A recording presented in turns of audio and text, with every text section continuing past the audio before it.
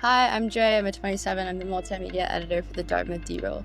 Today, we're here with two students who were suspended last spring, this past term, following a sit-in protest at Parkhurst Hall in the president's office. We're here with Roan Wade, 25, and Jordan Narrol, 25.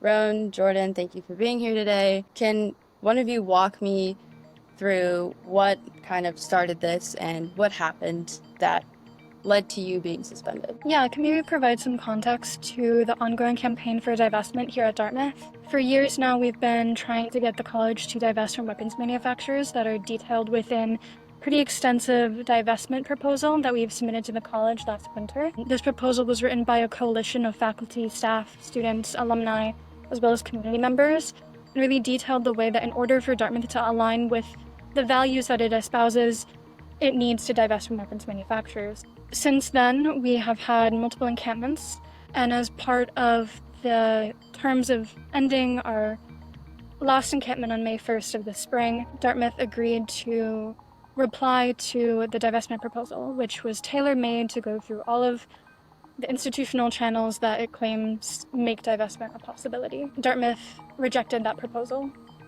and really it feels like we have no avenue of achieving divestment while working within institutional systems. And that is what motivated students to engage in a sit-in on May 28th of this past year.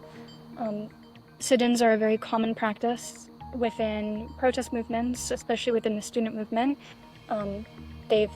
There's been numerous sit-ins over the course of the student movement's legacy here at Dartmouth. One that we reference back to frequently is the sit-in for the Freedom Budget, which was a proposal to make Dartmouth a more equitable institution in 2014. During that sit-in, 19 students participated, and while we received immediate suspension without due process last spring, during the previous sit-in in 2014, not only did no students get suspended, but students did not even receive disciplinary action, and so we see the level of repression as a dangerous precedent that the college has adopted. So both of you were alleged to be participating in this sit-in. Is that how you guys ended up being suspended? Is that correct? Yes. Okay. I know you guys both got notified that you had to leave campus, and Jordan, you were able to finish your classes, correct? And Roan, you were not. I was not. Just within a couple hours after the sit-in concluded, I received a call from the dean of the college notifying me that I was immediately banned from all of campus. I was withdrawn from all of my courses, even though there was only 1 week left in the term. Banned from access to my personal belongings, from my access to employment, from my access to healthcare. All of these things were stripped away without having any evidence presented to me. And really, I was notified at the same time the rest of the university was, when the college administration sent out an email to the entirety of the campus community, including parents and faculty. And Jordan, you were allowed to finish your classes. Was that virtual work since you both weren't allowed on campus? Yeah. I initially was not allowed to finish my work, but then in my appeals letter, asked if I could, given that the rest of my work was virtual anyway, or could have been completed virtually, and was able to win that on appeal. What has happened since then? I understand you both had a hearing this past Thursday. What did that hearing look like, and what was the outcome? Yeah, it was over 2 months since the day that I was suspended and placed on immediate suspension that we finally got due process, and I'm very grateful to the committee and the members of the Committee on Standards Board who took a lot of time out of their day to, actually give us the chance at due process. What we are saying is that that should have happened before we were suspended, before we had the material consequences imposed upon us. And I think the fact that the Committee on Standards has, essentially made it so I can come back to campus this fall and continue with my academic courses is an indicator of the fact that the college took a misstep in immediately suspending us without giving us due process. Jordan, I know you mentioned that it's likely you would be able to graduate soon, and would that be at the conclusion of summer term, since you were supposed to graduate in the spring? Presumably. Okay. Roan, you're on track to come back in the fall, you said. So would that mean that you were found responsible or non-responsible? We were both found to be responsible to the extent that they believe that after the 2 terms that we have already been on suspension, that we should be able to resume our education here at Dartmouth. And for Jordan, that looks like getting her degree, and for me, that looks like being able to take courses again. You'd mentioned before in a previous interview that we did that you weren't sure whether your credits would count that you did in the spring. What's the word on that? Yeah, I mean, I had 1 week left in the term. I had already submitted my thesis, and I'm very grateful to all of my professors and the faculty within my department who have been very supportive and have advocated for my right to an education. It does appear I'm going to have to retake those courses because I needed them for my major, and I'm not getting credit for them. My main concern is that I'm on financial aid, and Dartmouth financial aid only qualifies you for 12 terms of financial aid, which means I'm going to have to take a 13th term. How I'm going to be able to afford the $30,000 that students pay to be here for a term, I'm not sure. Whether or not I'll be able to get a degree is very much in the air because of my status as a low-income student.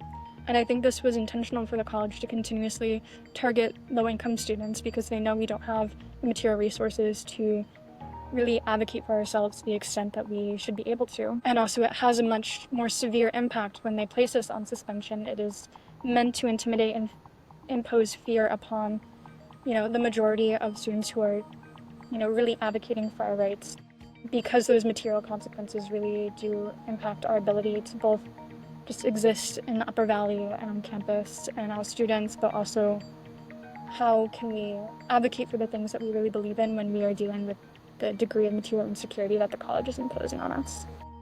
And Jordan, has that been your same experience? Have you felt supported by the college? This won't stop us. This is the act of an institution that knows that it is losing and that it is going to be forced to divest from apartheid and genocide. And it's grasping on to its last straws. But we can see through their facade, and we are going to continue to fight until Dartmouth divests. And even though I'm leaving, the message I want to send is that we can't end the fight here. This fight has to keep going. And when you come back to campus in the fall, do you plan on continuing your work with the divestment movement? Of course, the movement still has a long way to go in order to achieve divestment.